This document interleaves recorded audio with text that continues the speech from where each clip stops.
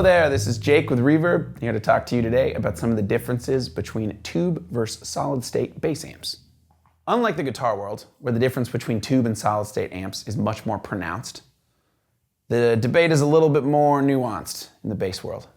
So today we wanted to give you a brief overview of some of the things to consider when weighing one versus the other.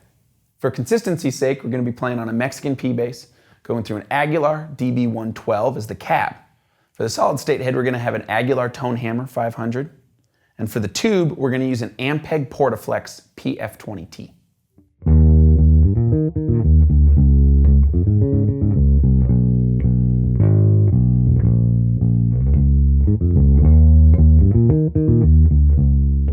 First bass amps were all tube amps. If you listen to a lot of classic rock and roll or soul, or basically any recording before the 70s, that's the sound of what you're hearing when you hear the bass.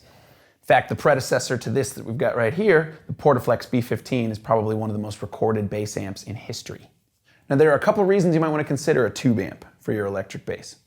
One is there's a particular kind of warmth that the amp has that you can't really replicate as well with a solid state. The tubes also have a very wonderful way of breaking up when you drive them a little bit.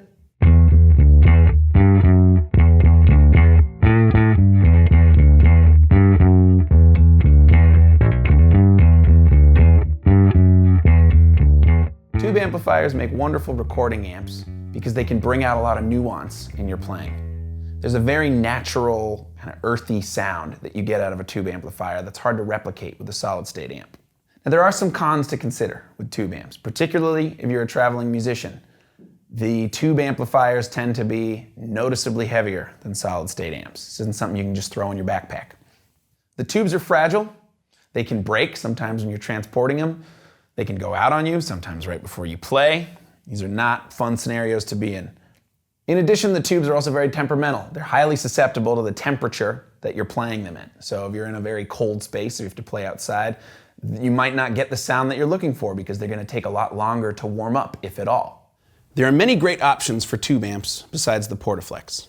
From newer models like the Orange Terror, the Fender Super Bassman, or the Ashdown CTM 100.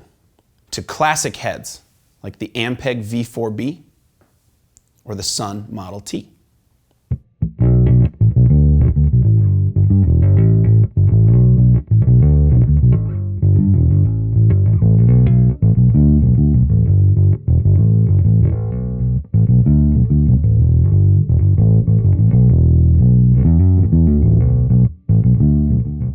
So moving on now to solid state amplifiers.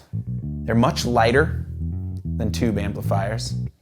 They are much more reliable. You don't have to replace tubes. There's just less stuff that can go wrong. And in general, they tend to be noticeably louder, especially for the size, right? You can get a lot more volume out of a much smaller enclosure.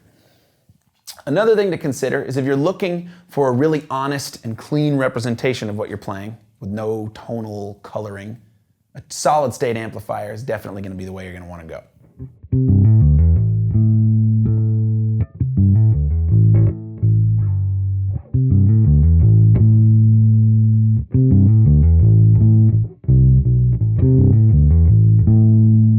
The natural clipping on a solid state amplifier can be really harsh.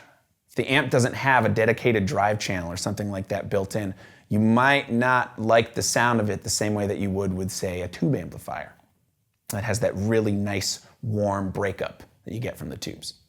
Besides the Aguilar Tone Hammer, there are countless other solid state options available, including the Little Mark series by Mark Bass, the Dark Glass Micro Tube, the Galen-Kruger 200, or the TC Electronic RH450.